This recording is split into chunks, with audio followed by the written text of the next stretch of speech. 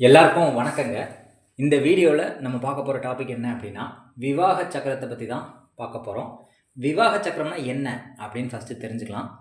அதாவது நீங்கள் திருமண நாள் குறிக்கிறீங்க அப்படின்னா, அந்த திருமண நாள் வந்து உதாரணத்துக்கு இன்றைக்கி தான் திருமண நாள் அப்படின்னு வச்சுக்கோங்களேன். 6/6/2025 தான் திருமண நாள் அப்படின்னா, இன்றைக்கி வந்து இந்த விவாக சக்கரத்தை போட்டு நட்சத்திரம் இன்றைக்கி சாதகமாக இருக்குதா அப்படின்னு செக் பண்ணுறதுக்கு இந்த விவாக சக்கரம் யூஸ் ஆகுது. இந்த விவாக சக்கரம் எதுக்கெலாம் யூஸ் ஆகும் அப்படின்னா, சுப காரியங்கள் தொடங்குறதுக்கு, வீட்டில் பால் காய்ச்சறதுக்கு, நல்ல காரியங்கள் செய்கிறதுக்கு, மெயினாக வந்து திருமணத்துக்கு பண்ணுறதுனால இதை வந்து விவாக சக்கரம் அப்படின்னு பேர். இது வந்து நீங்கள் மாப்பிள்ளை பொண்ணுக்கு பொருத்தம் பார்த்துருந்தாலும் அந்த திருமண நாள் அன்னைக்கு இந்த விவாக சக்கரத்தை போட்டு செக் பண்ணணும். அப்போ இந்த நட்சத்திரம் பொருத்தம் வந்து இல்லை அப்படின்னா, அன்னைக்கு ஒருத்தங்க வந்து திருமணம் பண்ணுறாங்கன்னு வச்சுக்கோங்களேன். அதாவது மணமகனுக்கும் மணமகளுக்கும் பொருத்தம் இருக்குது. ஆனால் இந்த விவாக சக்கர நாள் அன்னைக்கு நட்சத்திரம் பொருந்தி வரல அப்படின்னா, அந்த திருமண வாழ்க்கை வந்து ஏதோ ஒரு பாதிப்பை சந்தித்து கேள்விக்குறியாக நிற்கிது அப்படிங்கிறது தான் அனுபவபூர்வமான உண்மை. அதனால் வந்து நீங்கள் என்ன தான் பொருத்தம் பார்த்து நாள் குறித்து சுப நேரத்தை குறித்தாலும் இந்த விவாக சக்கரத்தை போட்டு அந்த நட்சத்திரம் பொருந்தி வருதா அப்படின்னு பார்க்கணும். அது எப்படி பார்க்குறது அப்படிங்கிறத இப்போ பார்ப்போம். ஃபஸ்ட்டு வந்து 9 கட்டமாக வந்து பிரிச்சுக்கோங்க. ஒரு ஸ்கொயரை போட்டு 9 கட்டமாக வந்து அதை பிரித்து இதில் வந்து நட்சத்திரங்களை வந்து ஃபில் பண்ணணும். இதுக்கு பேர் தான் விவாக சக்கரம். இதில் நீங்கள் ஃபஸ்ட்டு செய்ய வேண்டியது என்ன அப்படின்னா, எந்த நாளில் வந்து முகூர்த்தம் குறிக்கிறீங்களோ அந்த நாளில் சூரியன் எந்த நட்சத்திரத்தில் இருக்குதுன்னு பார்க்கணும். உதாரணத்துக்கு 6/6/2025 சூரியன் ரோஹிணி நட்சத்திரத்தில் இருக்குது.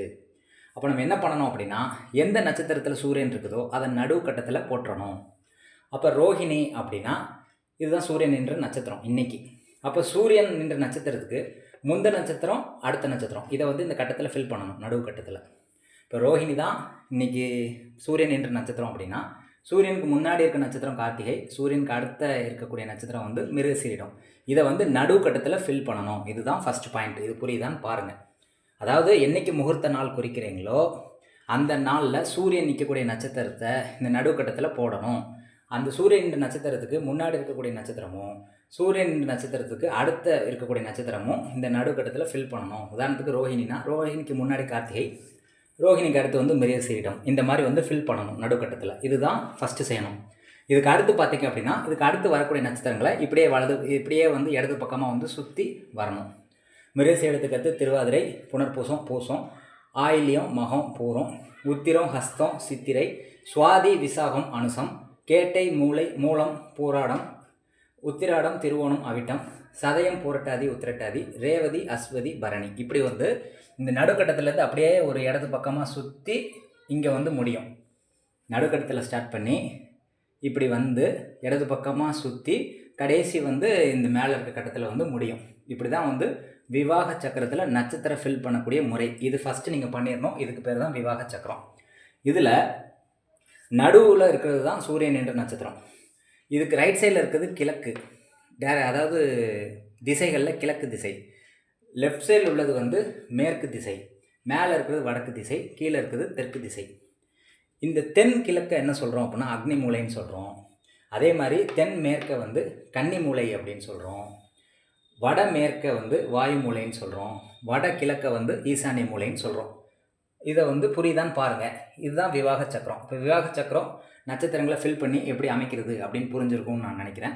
இதுக்கு அடுத்து நீங்கள் என்ன பார்க்கணும் அப்படின்னா, சூரியன் என்ற நட்சத்திரத்தை ஃபில் பண்ணியாச்சு. நல்லா ஞாபகம் வச்சுக்கோங்க, சூரியன் என்ற நட்சத்திரம். ரெண்டாவது வந்து சந்திரன் அந்த நாளில் வந்து எந்த நட்சத்திரத்தில் இருக்குதுன்னு பார்க்கணும். 6/6/2025 சூரியன் என்ற நட்சத்திரத்தை நடுவில் ஃபில் பண்ணியாச்சு. சந்திரன் என்ற நட்சத்திரம் வந்து சித்திரை நட்சத்திரம். அப்போ சந்திரன் என்ற நட்சத்திரம் எங்கே வருது அப்படின்னா இங்கே வருது, சித்திரை நட்சத்திரமாக வருது. இப்போ இந்த ரோஹிணியும் சித்திரையும் பொருந்துமா பொருந்தாதா அப்படிங்கிறத இப்போ பார்க்க போகிறோம். இந்த ப்ளூ கலரில் போட்டிருக்கேன்ல, ப்ளூ கலரில் எழுதியிருக்க நட்சத்திரம் எல்லாமே வந்து பொருந்தாத நட்சத்திரங்கள்.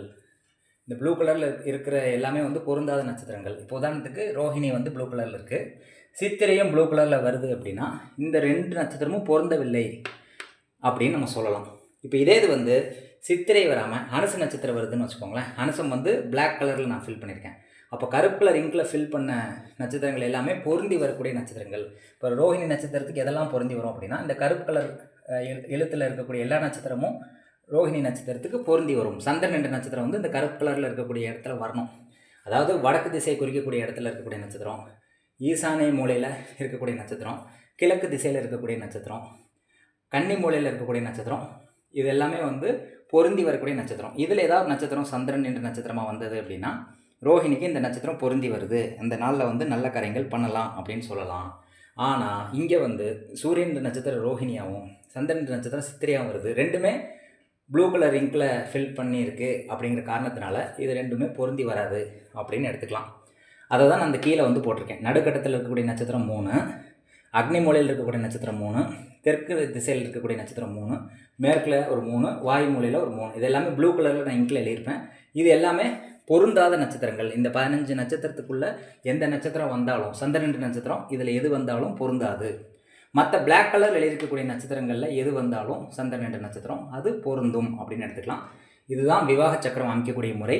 இது வந்து சுபகாரியங்கள் செய்கிற நாள் அன்னைக்கு இதை கண்டிப்பாக செக் பண்ணிக்கோங்க.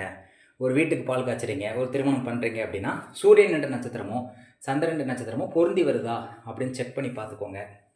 ப்ளூ கலரில் இருக்க எல்லாமே வந்து பொருந்தி வராத நட்சத்திரங்கள், கருப்பு கலரில் எழுதியிருக்கக்கூடிய நட்சத்திரங்கள் எல்லாமே பொருந்தி வரக்கூடிய நட்சத்திரங்கள்.